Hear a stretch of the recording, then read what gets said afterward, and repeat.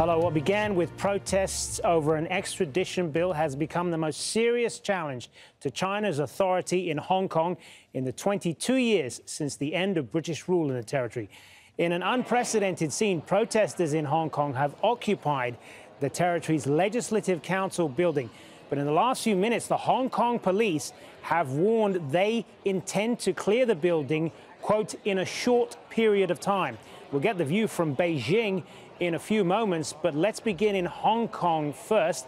Our correspondent Wayne Hay is inside the Legislative Council building with the protesters. Andrew Thomas is on the streets outside the building. We'll go to Andrew in a moment, but first, Wayne Hay, who is inside that building. So, Wayne, tell us what is happening there now, and what are they getting any word there about the warning from the police that they are ready to go in? Yes, Hazem, extraordinary scenes. It was around 2 hours ago now that they breached the outer walls, the perimeter of this building. They had spent much of Monday, really, trying to smash their way through reinforced glass windows and doors, trying to really what we thought was make a symbolic gesture that this was an attack on what they see as a legislative council that's becoming increasingly under the control of mainland China. But then around 2 hours ago, they made the decision to storm into the building itself, facing really no police resistance at that time. Not only did they come in to the foyer, the lobby of the building, but they made their way up a couple of levels to where we are, into the actual debating chamber, where Hong Kong lawmakers would be due to sit again on Monday to debate bills, to read bills, to pass laws into power. So it's an extraordinary scene now to see these protesters sitting inside the debating chamber, scrawling graffiti on the walls, not just in here, but in many rooms throughout this building. I have to say that there is a lot of damage to this building as well, Hazem.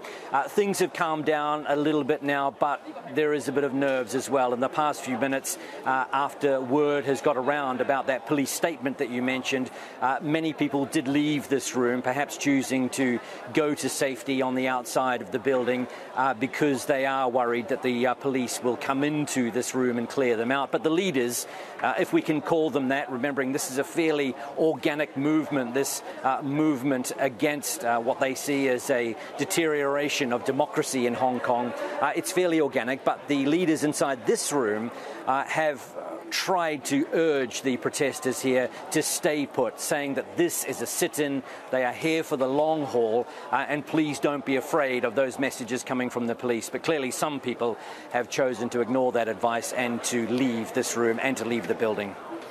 And Wayne, just looking at those live pictures right now and looking at the protesters, it looks pretty clear that most of them are largely young people. And that sort of backs up the sense that this is a movement that has been led by them from the beginning.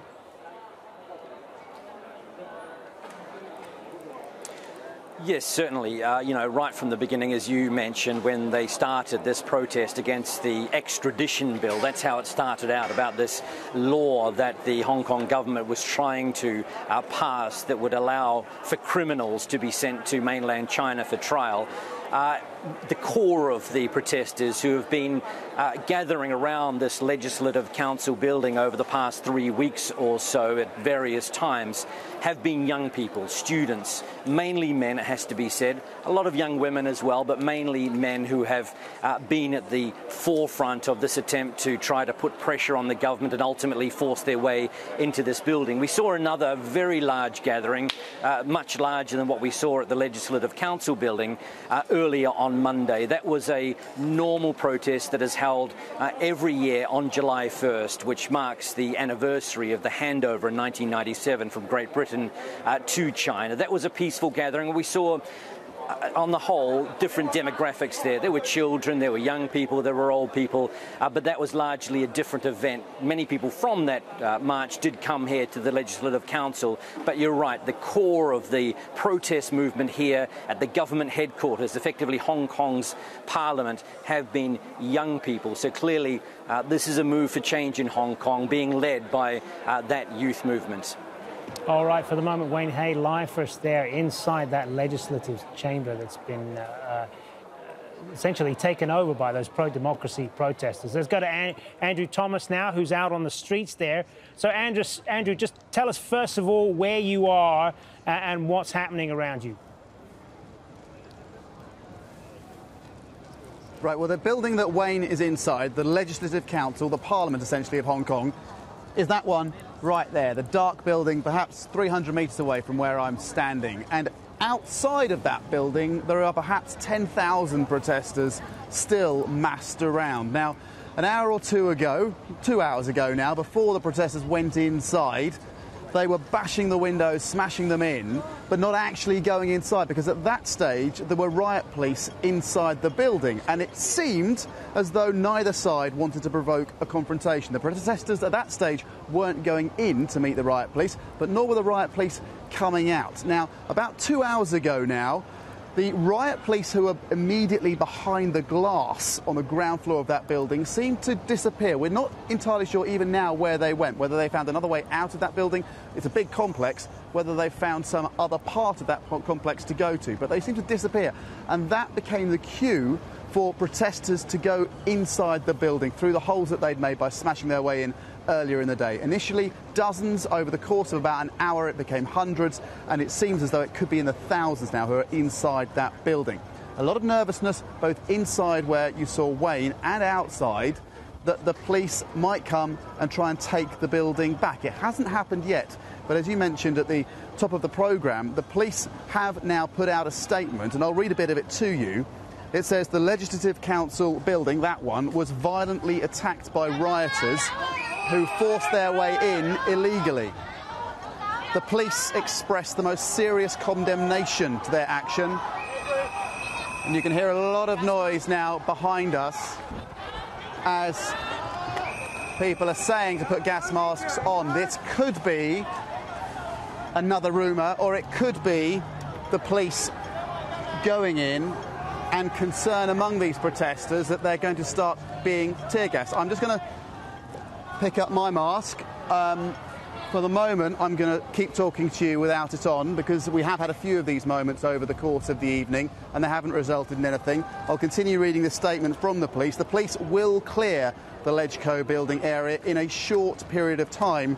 In case of obstacles or resistance, the police will take appropriate force. The police also asked unrelated protesters to leave the area as soon as possible. Now, Hong Kong's government put out a statement a couple of hours ago now saying that those protesters, hundreds of thousands of them, that took part in a march earlier on Monday, that they were pleased that they had, that is part of the democratic, in their words, tradition of Hong Kong to be able to protest peacefully on the streets. But they are trying to draw a very clear distinction between those protesters who were marching in the streets earlier and these protesters that they are now calling rioters.